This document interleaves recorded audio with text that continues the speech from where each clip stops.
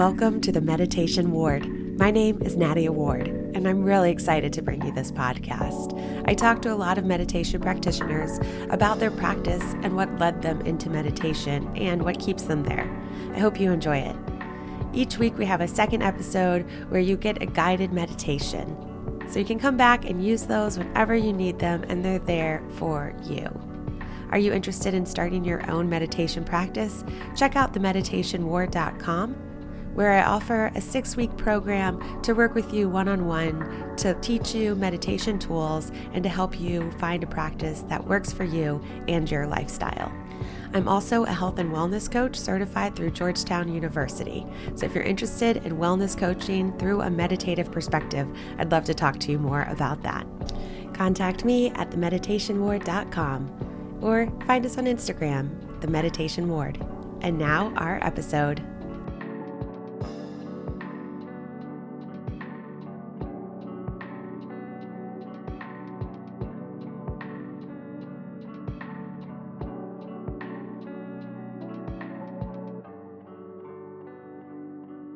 Hi, everybody. Welcome to the Meditation Ward. My name is Nadia, and I am thrilled to bring you Carly Gray today. Carly Gray, aka Mama Bird, is a certified trauma-informed life coach and breathwork facilitator, specializing with an emphasis on trauma release and inner child healing. She has turned her life's trauma into triumph by healing and helping other women do the same. Her personal and coaching philosophy is grow through what you go through. I love that, Carly. Thank you for being here today. Thank you. Thank you so much. Grow through what you go through is something that came from my and my best friend's conversations when we were under the impression that it was a quarter life crisis we were going through, not a spiritual awakening. Oh, wow. What Yeah. made you think it was a quarter life crisis We versus? just were questioning everything that we believed. We were questioning everything we've been told. We were questioning our conditioning. And so that really led us to, having these deep, in-depth conversations just about everything in life. What you want to be, the future, the past, the present, and how to bring yourself to a space of enjoyment in the present, no matter what you've been through in your past. And so there was birthed, grow through what you go through. Yeah, that's beautiful. And it's really great to be able to have friends that are on the same page that want to do that kind of like searching and talking through things. It's really important to have those I think that, relationships in life. yeah, I think it's necessary in our evolution and our elevation unless you're in a space of stagnance, which so often we do become in a space of stagnance. But if you're not willing to change that, not willing to question how you've gotten in that space or how you desire to get out, then you, you're stuck. You can't, you have to be able to grow through what you go through and be able to question those things and have those deep conversations, as well as the accountability that it entails. Yeah. So you're a mother of two.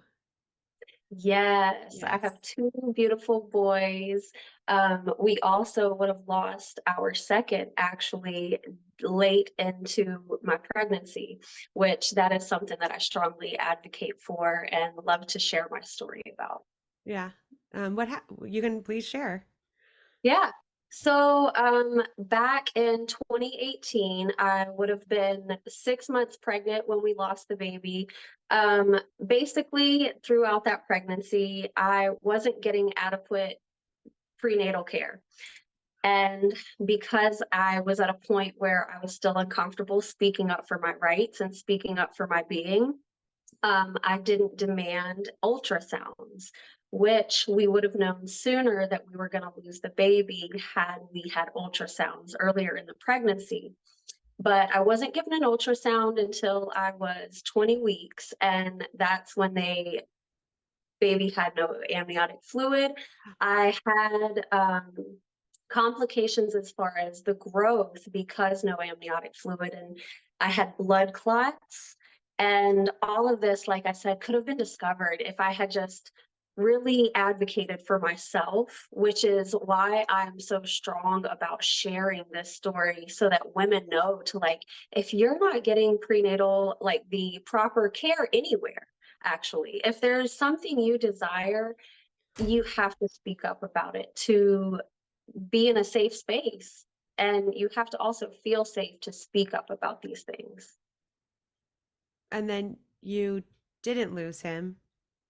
No, so we did. We lost him. Oh, That was 20 weeks.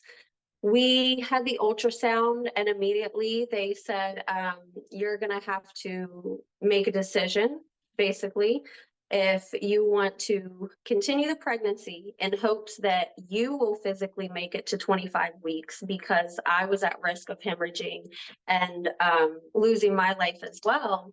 Or were we going to have an abortion in order to save my life?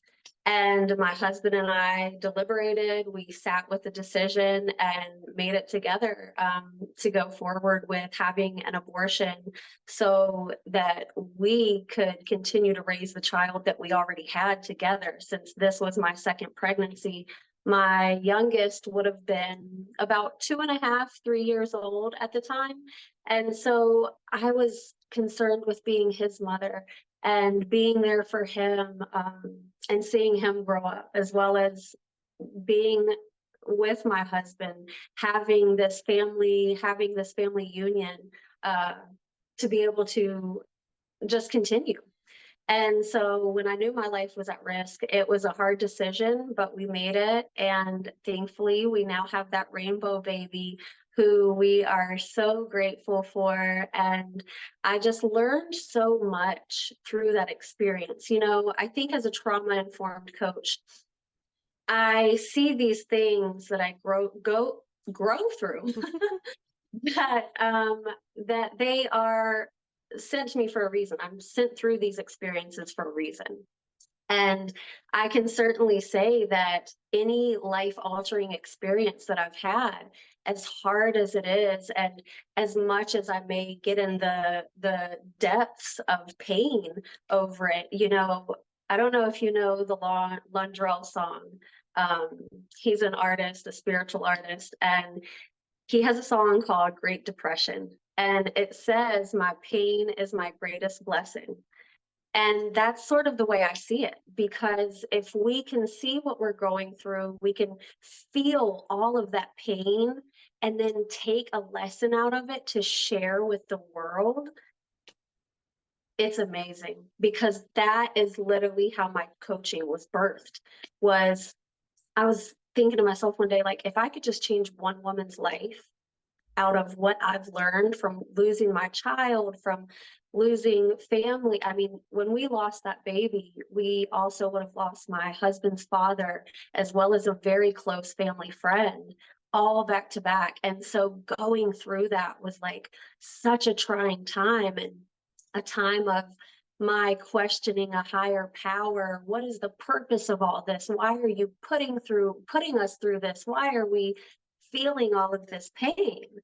And now when I look back on it, it was all for a reason, as well as the connection that my husband and I were able to form deeper, because we're helping each other heal through what we're going through in life. We're able to be vulnerable in that way, which is so important for couples. Like, there's so many people out here that don't feel comfortable speaking to their significant other about what they're going through or what's really paining them inside.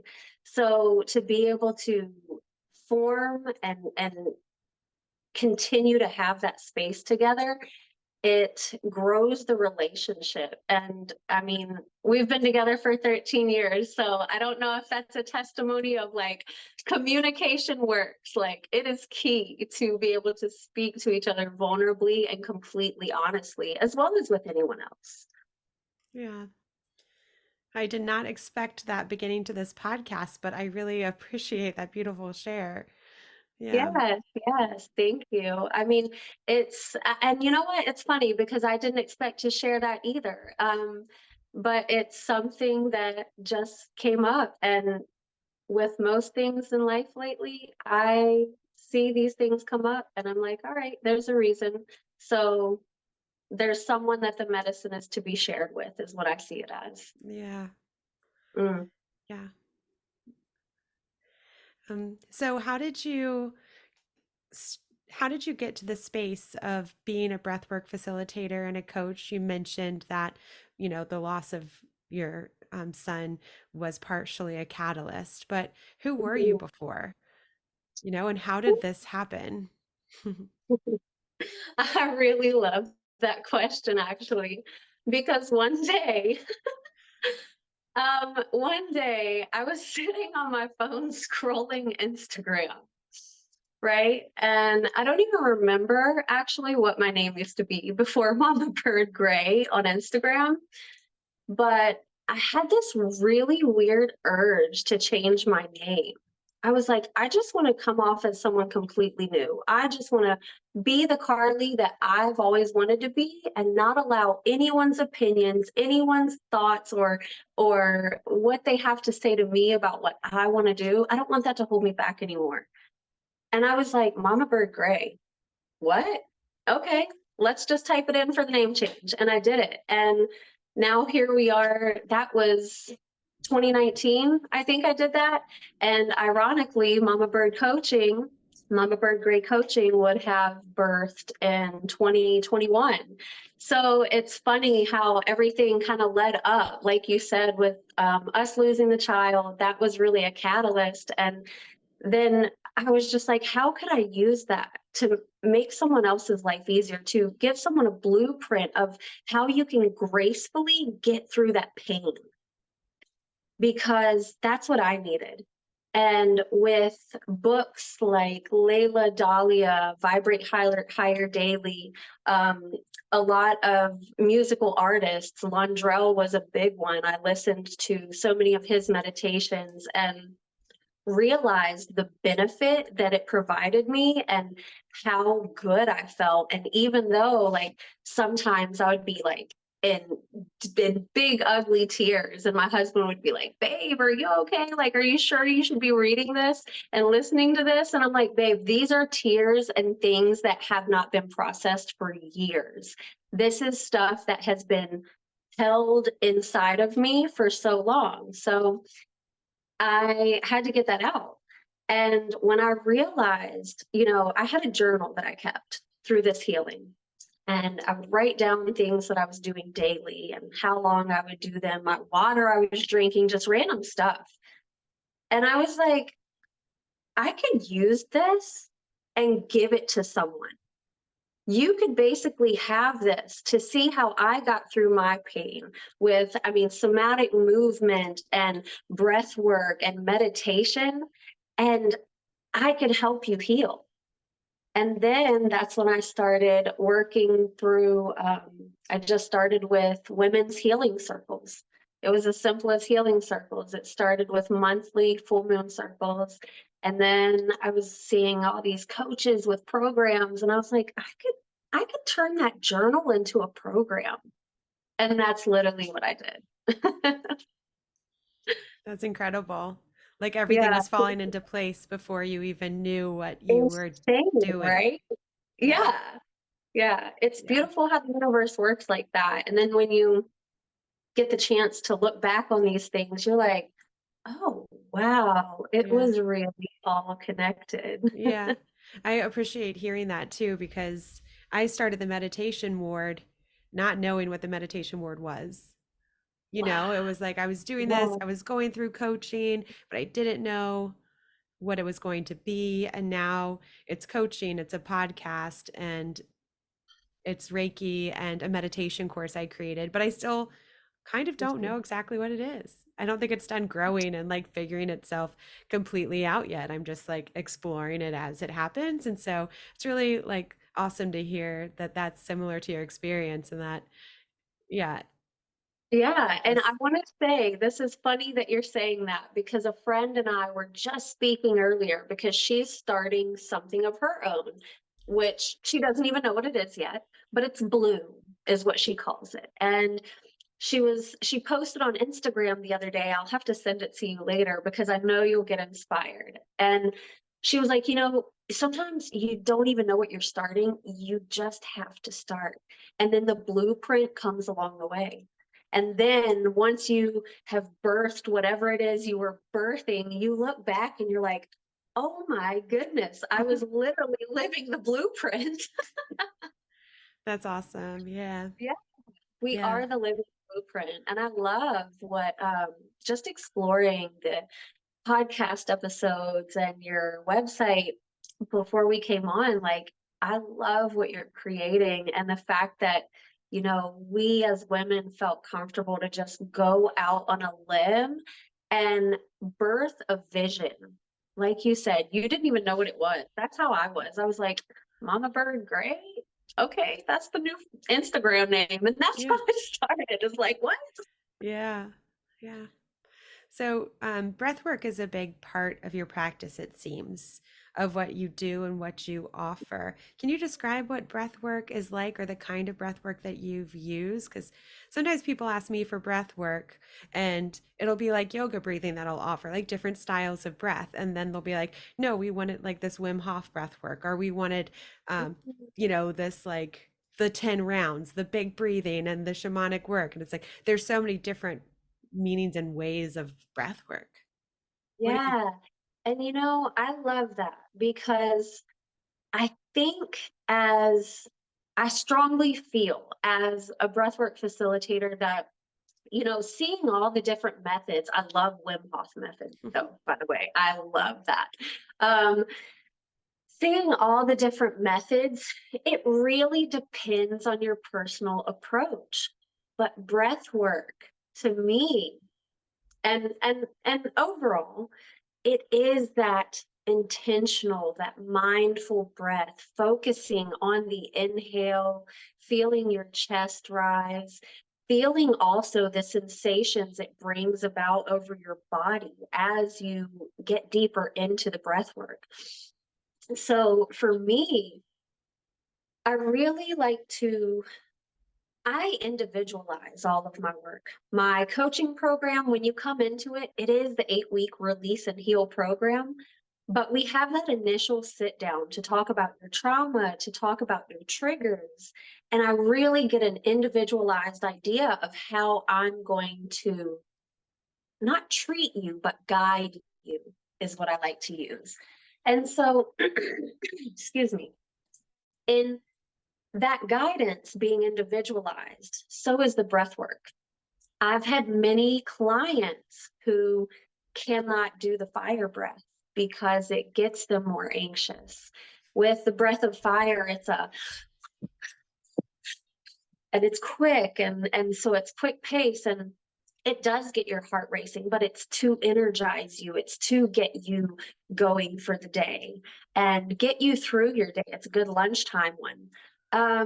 But for some people, that can really get your anxiety going. If you're a high energy person, or sometimes highly sensitive people in general, can just get very, a little too racy with the fire breath. And so if I notice that isn't one for you, we're going for more of a Wim Hof method where you're doing a full inhale and nice soft exhale, letting your body gently guide it out, as opposed to another method where we could take a deep inhale and do a forceful exhale. That is a good one for deep release and for letting out that anger or heavy emotions that you've been harboring.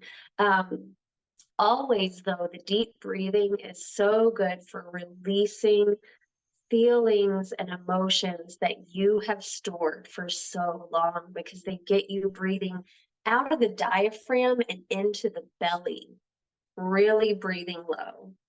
Yeah, I do. I think that's interesting because, like, as a yoga teacher first before a coach, and so like in college, I went to school for acting and singing, and we learn how to breathe from our diaphragm. So when I did like my like singing lessons, I would have to have books on my stomach to learn how to lift and lower the belly because I was breathing from the chest, and it's just like interesting that as children you know, they try to teach us all these things, but they don't teach us about breath. They don't teach us about finances. They don't teach us about like how to calm our nervous systems. It's like these things of Oh, like breathing girl. all the way into your belly. When I try to work with people, it can be hard to get it because they've been breathing their Yeah. whole life from their chest, and it's a whole Oh, other muscle. It's literally a muscle, you know? and it's so funny that you say that about it being a muscle. And I love how, okay, here's the thing that I love too about like arts is that we are really intuitively guided with acting and singing. As you would have said, you had to learn how to breathe from your belly. And it's so funny that, it is a muscle. And I like to tell my clients, if you're feeling a little sore in your lower belly, then you're breathing right. Because I've had so many where they've had to book 3 and 4 sessions over because we're really trying to unlock that deep breathing. And sometimes you're not even able to get into it on the first session. It's something that takes practice because, like you said, we've been conditioned to breathe almost at a panicky pace. Like, I'm breathing from up here, that's doing too much to your heart. And with me, when I think about it, after my hospital experience in November of 2022, it really would have amplified my teaching of breath work because I had to learn to reuse my lungs again. I was in a hospital bed for 15, 16 days. And so they came in with the breathing machine and started teaching me, how to really take that deep breath again and let it just flow out. Don't force it because that's too much on your body right now, too much on your heart. And so it really taught me how to amplify my work because I was like, wow, so this is how some of my clients feel that cannot breathe out of that chest and into your belly. So I'm now able to understand at a deeper level. Once again, it tells me that I'm going through the things I'm going Yeah. through for a reason, just Yeah. like you And when would we're anxious, that's when we're breathing shorter. And if people are have a lot of anxiety and they're already breathing shorter, have it, said. Basically living fire breath. yeah, Yeah. And so you can't you can't continue to do that to yourself because we may here's the thing, we can subconsciously be living in chronic stress because we are always living in fight or flight. We are never allowing our nervous system enough time to just sit down and be like, and yeah, really take that deep breath and feel it throughout your body. yeah. And that big exhale. Girl, yes, yes. We don't exhale enough. And that's another one I love to teach is really when something that a lot of people don't know is when you exhale a longer breath than you inhale, you're oxygenating your blood more. And so that's going to have a more calming effect overall in Yeah. your entire being, Yeah. It helps mind, body, regulate your spirit. heart rate and Yeah. yeah, yeah. Mm. Well, it sounds And I like can you're a beautiful person to work with when it comes to breath. thank you. Thank you. I Yeah. love it. I love it because I was just talking to my mentor and coach earlier, Dr. Shelly Ann Gadgeter. I don't know if you know about her, but her work is amazing. And she's actually the reason and who and how I got started as Mama Bird Great Coaching. But we were just talking earlier about, you know, I was like, am I on the right path? Am I doing the right things? And just a lot of questions coming up lately. And she's like, um, if you're being obedient to your work, you're being obedient to those you serve, you're being obedient to the higher power, I say you're on the right path. And just to continue doing what you're doing. And that is such a powerful affirmation to give to ourselves, it's like if you see the signs and you keep seeing them and you're just like, dodge it, whoop, don't look. It's a disservice to everyone. It's a disservice to yourself. And Yeah. essentially, God, Allah, Buddha, Krishna, whoever you believe to be your higher power, it's a disservice to them because you are an extension of that. Yeah. We are an extension of the higher power. And so to see yourself and not have self love is to see universe and not have universal love. Yeah. Mm. I appreciate too. We have so much in common. I appreciate too how you have been doing this, you're a professional, you have clients, yet still you tell your coach, am I doing the right thing? Am I in the right place? And that is such an honest like struggle because when Mm. I'm feeling that way, people on the outside will tell me, what do you mean? It's so clear. Like you're doing what you're supposed to be doing. You're here, you're helping people, you're meditating with people, you're creating this stuff. It's like it's obvious to the people around you, which for you, I'm sure it's like from the outside, it's like, hello, duh. Yeah, yeah. But it's still a journey on the inside. It is. It's a struggle. And I love to be vulnerable about it because I've I'll be honest, I've had too many people come into my DM and say my work is conceited. My work is to teach women how to be conceited or to whatever it may be. And when I see that, it's just an extension of their pain. It's just whatever you're currently going through that's hurting you. And whatever reason, you know, there was somewhere I was going with that. About just us knowing what people on the outside knowing usually sometimes what they Mhm. want see in us, but we're still questioning at times. Yes, and it's so important to me to be vulnerable in this way because so many people look and will be like, "Oh, you have it all figured out or you have it all this or that." The healer needs healing too.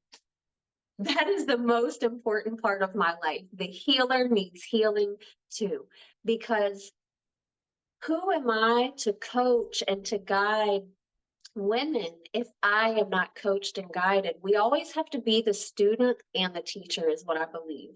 Because once you are just being the student or just being the teacher, you got to have the balance in being both. Hmm. Yeah. There's always this quote too that I love. It's like the more you know, the more you realize you don't know. Ooh, girl, Yeah, it's like, oh, that's a you're beautiful learning, one. and then you're like, whoa, there's so much more. I thought I knew stuff. This is so funny because I have so many moments like that, like of just, and even now when you say that, like even with meeting new people and like talking about experiences with others or, whatever it may be, you get perspective. And it's so beautiful to make these connections because so often we aren't being vulnerable. We're not making connections for whatever reason. But then we realize when we do, we're like, oh my gosh, that felt so good. And I gained so much. And typically the other person gains so much as well if it's reciprocated.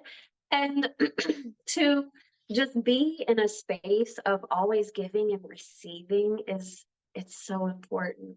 And it once again just takes me back. Like that is something I always have to remember, especially after the hospital, because I'm still healing myself. I mean, my memory is the last thing to really come back, and I still struggle with that. And so I'm always taking notes.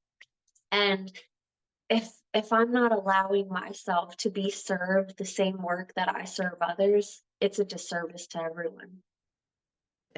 You have mentioned a recent hospitalization like 3 times now. So I'd like to follow Oh, up on that. That you yeah, said you were in the hospital for 15, 16 days. Um, yeah. So this was last Thanksgiving. I started feeling like I was coming down with a cold. But unbeknownst to myself and my husband, it was the signs and symptoms of sepsis. And we did not know this. I quickly took a turnaround. Um, he came to get me out of the bed one day. I wasn't coherent. I couldn't keep my eyes straight, and my body was discolored. And he rushed me to the ER. They would have said she's in septic shock. I had 40% chance survival rate. And it's Sepsis Awareness Month. So to be sharing this story on the podcast during this month is so important to my heart and to anybody who has been touched by sepsis or their family. Because So what you're saying ironically, is I have to get this podcast out in September, look, girl, let's or it grow. won't be sepsis month. So you will no longer be in early October. I will try to push you But up to be you in know what? September. You know what? It'll come out in divine timing. It'll come out when it's supposed to come out.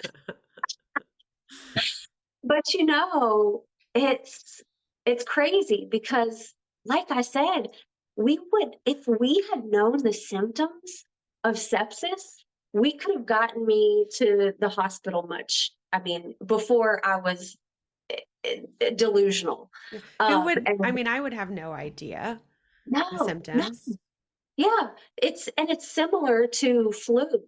So this is why I isolated myself in our bedroom, and my husband slept in the guest room and took care of the boys. And we were under the impression it was the flu. And like I said, I took a complete turnaround overnight. And he came in the next day to check on me, and he was like, "I got to get my mom here, and we're going to the hospital." Um, it it was it was such a weird experience, I think, to be at home feeling funky one day and then wake up in the hospital. I was like, what are we doing? So to spread even just the awareness of the symptoms like fever, chills, raised heart rate. And if you were to go into which I myself, I won't procrastinate on it anymore. Like if I were to feel any of these symptoms again, I would go straight into the hospital and demand blood work. If you have a raised white cell count, you know you got sepsis. You know you have some sort of infection working through you.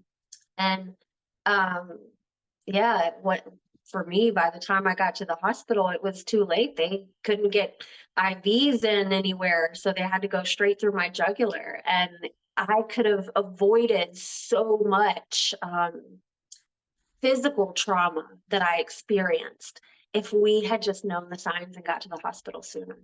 And you were in the hospital for this for like 2 weeks? Yeah, yeah. So I was in ICU for a week and then in the hospital for about 16 days. And by the time I got out, I had lost 13 pounds. I had to learn how to walk again. I You had to I learn had how to fully breathe again, you mentioned. Girl, that was so tough. And And it's you funny said your because memory as well. oh yeah, yeah, definitely have taken an impact on my memory. It's something that I have to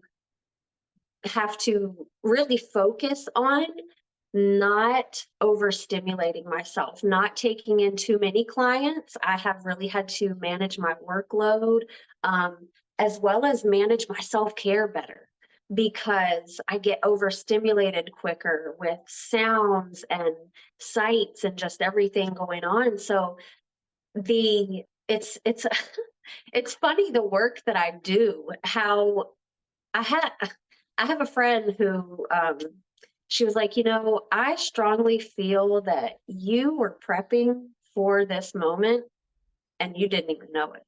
Because how is it that I'm a trauma informed life coach who does breath work and Reiki and all of these beautiful healing modalities that I had in my tool bag already available for me.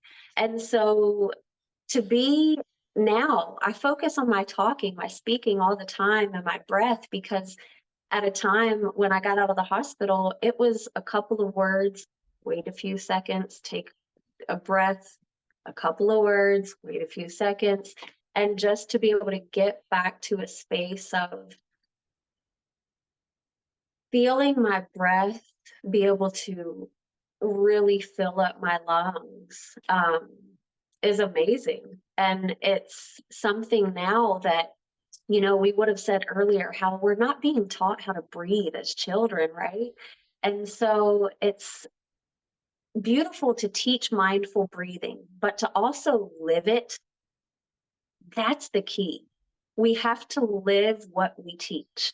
And for me, that's what it is. Like the hospital experience really amplified living my breath work because I'm always so aware of my breath. I'm always so aware of, am I breathing into the belly? And if I start to feel overstimulated, I instantly know to tap in, get into your belly, get into a quiet space. And even if you're not into a quiet space, if you do it enough, you can train yourself to get into that quiet space mentally. And Mhm. that's the most important part for me to be able to teach my clients, really, as well as myself. Yeah. Um, I would guess, after that experience and having all those shifts happen to your body, to your mind, to your emotional way that you show up, I Mm. would guess that it also had to change the way you mother. Oh, certainly, certainly. Yeah. How did that affect the way you mother, and how was that for your children to transition? And I'm sure you're such a beautiful mother. Oh, I appreciate you. Yeah, so it took a it's been a big hit for my mommy because man, it's like being a kid again with my kids. So I really implement inner child work with my clients in my program and also offer inner child one-on-one sessions. And so it's when I first got back home, I couldn't walk. I couldn't lift my children. I mean, they couldn't sit on my lap because it hurt. My whole body just hurt. And so that's another thing is with sepsis, it's like a complete reset. The doctor said you're basically a newborn. He said, "How does the water taste? Is it amazing because you have new taste buds now?" how how does the world feel because it's all new? It's all new. And excuse me, that goes too for my nervous system because with sepsis and with septic shock, which I would have gone into septic shock, that is the third stage of sepsis, your nervous system completely dysregulates. So even now, 8 months post sepsis, I'm still integrating my nervous system, re regulating it. And in a safe environment, knowing that I feel safe, allowing my husband to, hey, I have to be very verbal with things with my children. And like I was saying, when I first got home, I really couldn't do much. And so they started doing for me.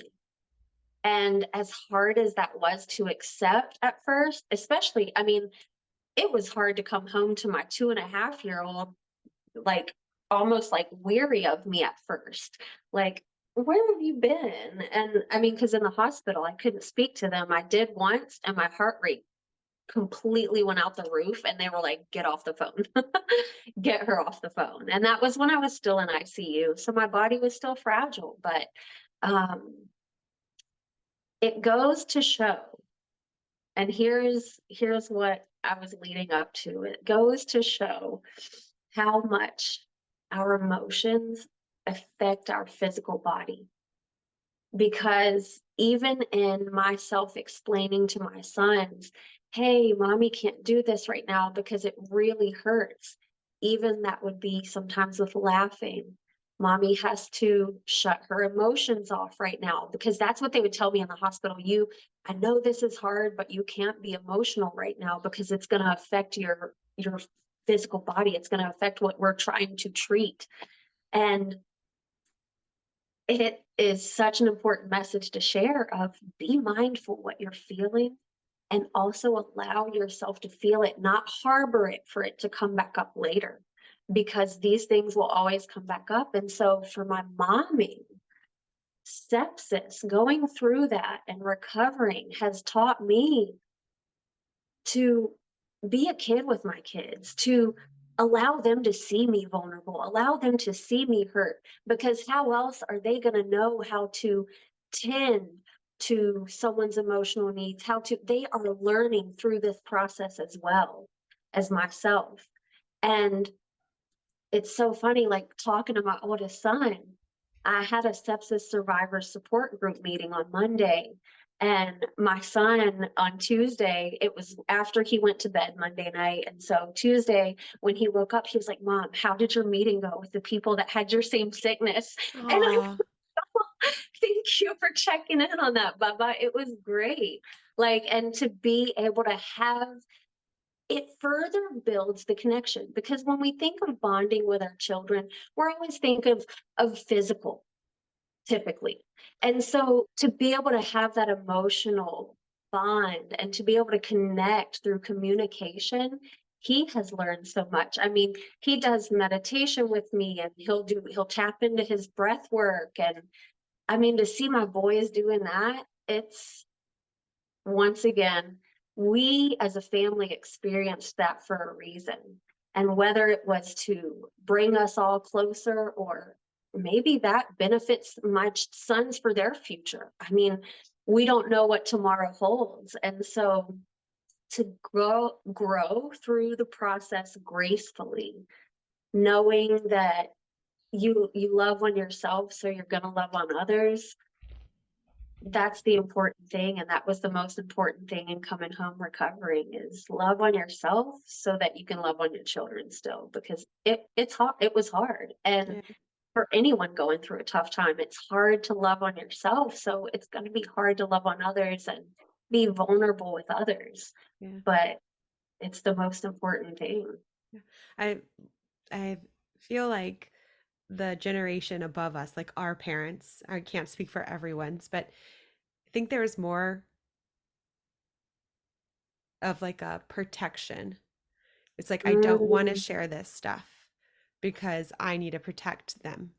And I don't want them to see me in this kind of pain because I'm mm, protecting them from being scared that something's happening to me or not knowing this. And I want to make sure I'm fine before I'm fully integrated back in, you know? Um, uh, and so, like, you could have gone home and gone back into your room the same way you did when you thought you had the flu and said, I'm mommy's still sick. I'm not available. This is not mm, healthy for me. And it sounds like you had the conversations, the vulnerability, the mm. kind of things that connect you more instead of protecting them so strongly that you weren't open to them to save them. Ooh, I love that. I love that. And I really appreciate you sharing that, because that is, and that's definitely, the first thing I thought about was I could really isolate. I could really go into my own head over things while I'm healing, which some days I did. I mean, some days we struggle, but that would have been a mirror for my sons on how to handle situations as such. And it's important for me to, if you see me crying, we're gonna also, or if I have words with you and I'm like, hey, don't do that. Whoa, I'm sorry I raised my voice. Let me back up a second. It's always so important to repair. And so often when we're hurting or we're scared, we'll isolate and then just come back out like nothing ever happened. Don't confuse people. You have to let them know, hey, I need some alone time. I'm going through X, Y, and Z. And then you go isolate. And when you come back out, hey, thank you for my space. I really appreciate that you respected that boundary. And it it's so funny because, you know, there's a line to draw between mother and friend. Yes, yes, I get it, but I gentle parent. I gentle parent as best I can, but it's important for my sons to feel like they also have a friend in me. Because for myself, I always had the mom that was like, look, you don't have to have friends if you don't want. I'm your best friend. You could tell me anything you want. And I truly felt like I could tell that woman anything. And so to be that for my sons, like I want to be that safe space where I don't know what you're going through, whether it's good, bad, or ugly. I want you to be able to feel comfortable being like, Mom, oh my gosh, I got so embarrassed at school today. This happened, and now she laughed at me, or whatever it might be. It could be big or small, but we have to be that safe space for these children. And it really it makes me think of my mama bird gray philosophy, like my way of just approaching coaching as that mama energy.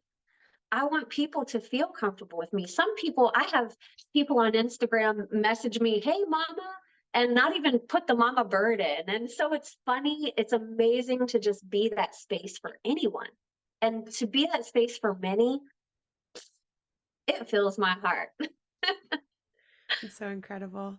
Thank you so much Yeah, for sharing your story. I can't believe how fast this conversation has flown.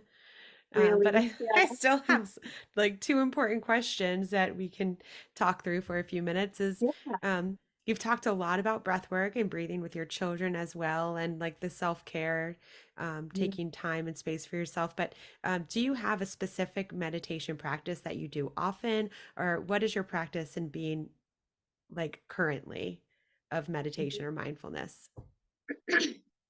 So for me, with a well, almost 3-year old, he'll be 3 soon. A 3 and a 7-year old, sometimes it's got to be quick, right? And Hmm. so a lot of people always think of meditation and they're like, oh, I got to set aside a time and a quiet space, and I have to have this sacred space prepared or my yoga mat, whatever. For me, meditation is so with breath work, you have the integrative zone of breathing. And that is just mindfully breathing while you're doing your everyday thing. And if you're able to focus and still breathe mindfully, that's the first step of just meditating while you're doing anything. Okay. And so then after that integrative zone, after 8 minutes of breathing mindfully, you can tap into releasing from the subconscious. And for me, sometimes all I get is 5 to 8 minutes before the boys come rushing in, or I have to take someone to school or pick someone up. And so lately, it's just been tapping in. What's my heart space feeling like? I'm feeling a little crowded, or if I'm not feeling grounded, I take a moment to warm my hands up, put the intention of mindful energy in these hands, in this friction, put them over my heart space, and take a few deep breaths and just allow myself to ground in that moment, ground in that space, wherever I am. Even if it's at the stop sign and I sit a few more minutes because no one's behind me. Because sometimes it's like that. Just sitting at the stop sign. I love the rubbing your hands together to create friction and heat and then putting them on Mhm. your body. I haven't had anyone mention that as part of their practice yet. And so So that's a really cool tool that can really help you feel connected and warm. yes, and I have to give the props to my coach for that because that's the first thing she taught me. She said, "Never put cold hands over your heart." And I was like, "Whoa, okay." So we warm it up with whatever intention, and I love to do that in my breath work and in my Reiki sessions. Any kind of energy. I mean, and really, all the work is energetic when we think about it. So Yeah. I really love to, yeah, just create that intention. It's very powerful too for the meditation to create the intention of the space. What am I going into this meditative state for? What do I need to go into my solace for? And putting that into your heart and allowing yourself to breathe that intention into your heart space is that's why the work is transformational. That's Yeah, how the work is transformational. that's beautiful. And any tips or tools that you have for people that are new at meditating? I mean, that's a simple, beautiful, powerful tool. Rubbing your Yeah, hands with intention, I putting think that that's it. I intention in think your that heart. there's my tip. That Yeah. would be because for me, like it was always, And I was always a very high energy person. I still am. I always have been. And to be able to tap into that intention, it just slows me down. It gets me into the current moment. Because so often we can be like overthinking meditation or mhm. overthinking breath work or whatever healing modality. But with meditation, it really is about the intention. And so to just be able to simply know, it also allows you to rewire yourself to once you feel yourself rubbing those hands together, you automatically become in tune. Once you do it enough, you're like, oh, all right, we're going into that space. And you can, 21 days to form a habit is all it takes. So if you just want to try it for 21 days of allowing yourself to bring that intention in and breathe and feel your breath, it can change your life. I feel like we talk about intention a lot, but would you share some intention like uses that you have, like just to give people some ideas if they're unsure how to I love really that. set an intention? I love that. So personally, I set an intention for this podcast to come in calm, collected, to come in serving whatever is to be served from this vessel. And As did so, I. girl, look, I love the connection. I love the connection.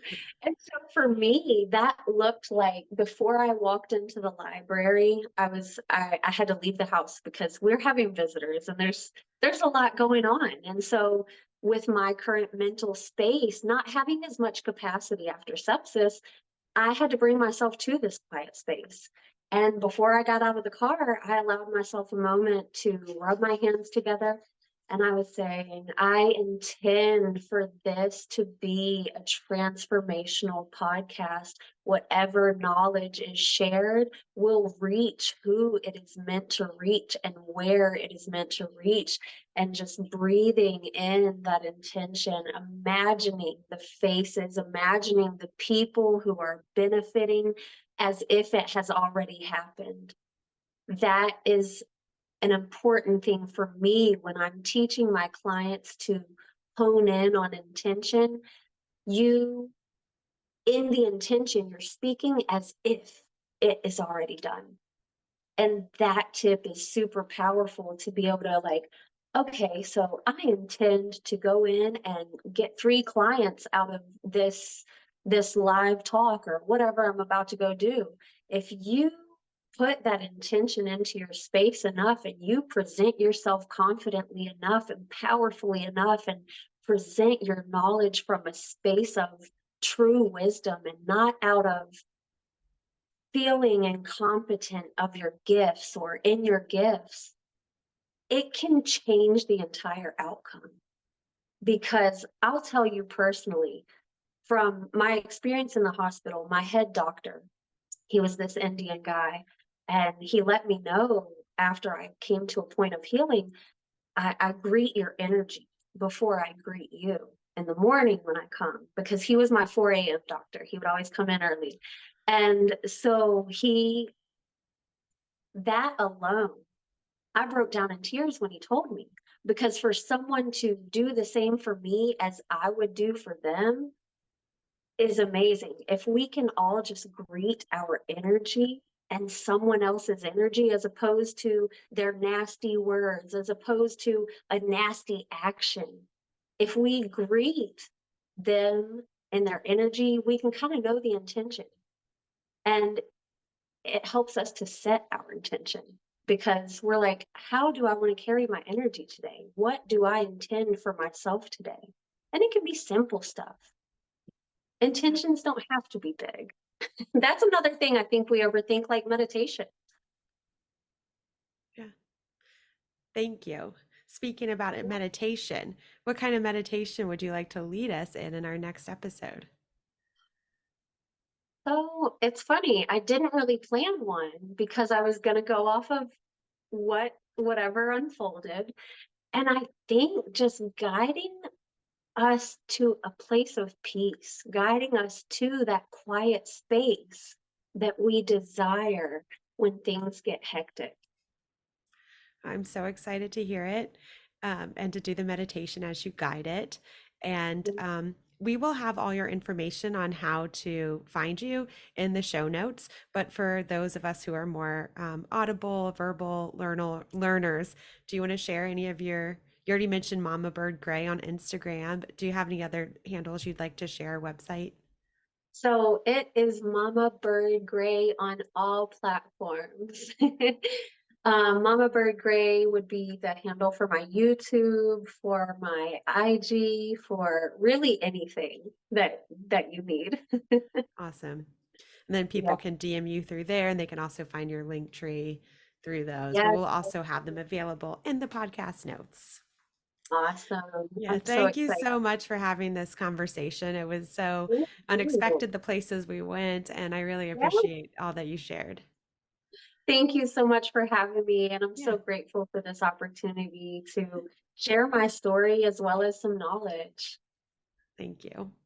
Thank you. Okay, I'll see you over at the meditation. All right. Thank you guys for listening. We hope you stick around for the meditation on the next episode. If you're interested in wellness coaching through a meditative lens or starting your own meditation practice with accountability, check out themeditationward.com. Give us a follow on Instagram at themeditationward, and please like, review us, and share with your friends. See you soon.